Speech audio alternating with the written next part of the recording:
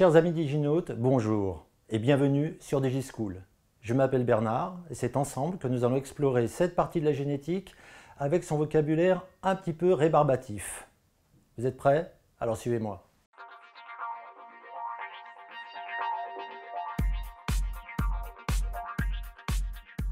Tous les êtres vivants de cette planète sont constitués de cellules. Les végétaux, vous avez ici une image de quelques cellules végétales. Nous verrons un peu plus tard que ces cellules végétales ont quelques particularités.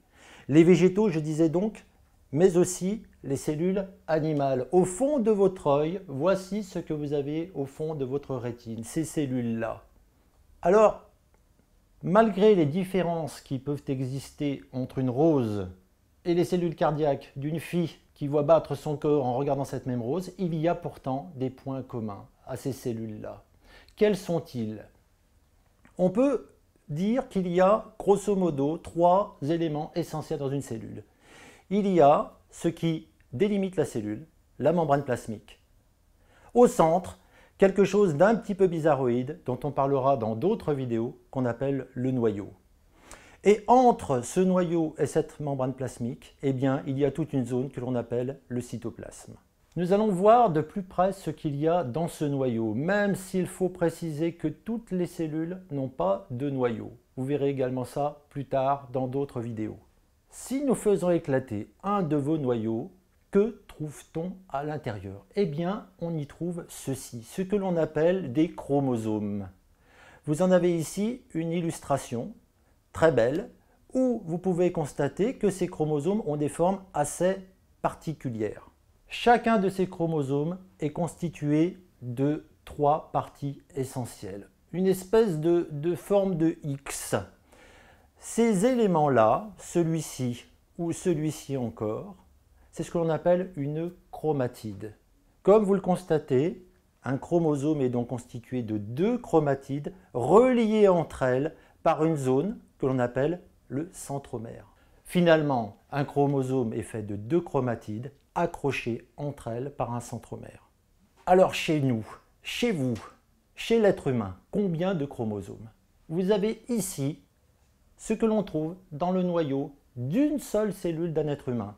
Combien y en a-t-il? Il y a 46 chromosomes.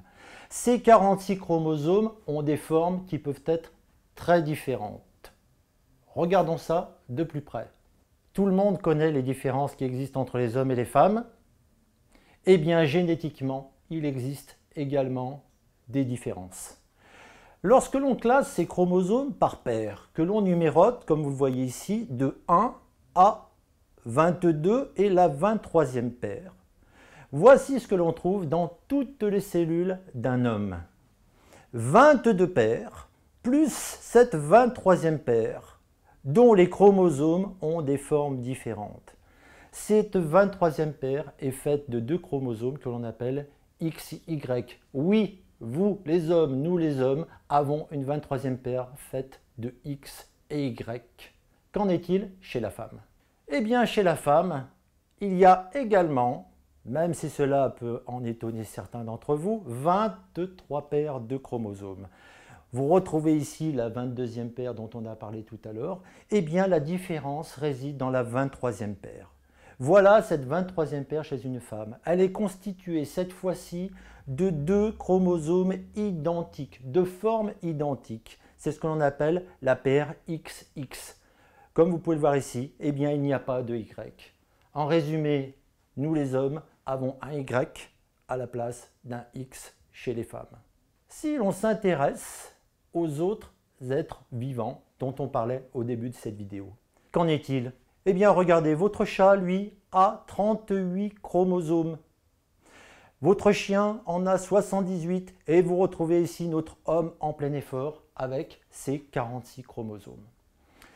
Alors, on traduit cela par une petite formule mathématique. 2n égale, ici 46 chromosomes chez l'humain, mais 2n égale 78 chez votre chien. N, qu'est-ce? Eh bien, n est tout simplement le nombre de paires de chromosomes. Si bien que si vous avez chez votre drosophile, la mouche à vinaigre, 2n égale 8, eh bien, vous avez n égale 4. ce qui signifie que la drosophile, cette petite mouche, a 4 paires de chromosomes, donc au total 8 chromosomes. Malheureusement, il existe des maladies dites génétiques. L'une des plus connues est la trisomie 21. Comme son nom l'indique, tout se passe dans la 21e paire, que voici. Au lieu d'avoir 2 chromosomes comme toutes les autres paires, la 21e paire a 3 chromosomes. Et ce chromosome supplémentaire va être responsable de cette maladie connue sous le nom de trisomie 21. Il en existe d'autres. Le syndrome de Klinefelter, par exemple, beaucoup moins connu, se caractérise, lui, par une particularité à la 23e paire. Au lieu d'avoir X, Y, il possède 2 X et un Y. Du coup, que se passe-t-il sur l'individu atteint de ce syndrome de Klinefelter? Eh bien, cela se traduit, comme vous pouvez le voir à l'écran, par une féminisation du corps. Pourtant, cet individu reste un homme, pour la simple et bonne raison qu'il possède tout de même le Y. Le simple fait de posséder le Y suffit pour faire d'un individu un homme. Eh bien, dans cette vidéo, nous avons vu l'essentiel de ce qu'il y a à connaître sur la cellule. Une cellule contient un noyau. C'est dans ce noyau que se trouvent les chromosomes. Chacun de ces chromosomes est constitué de 2 chromatides reliées par un centromère.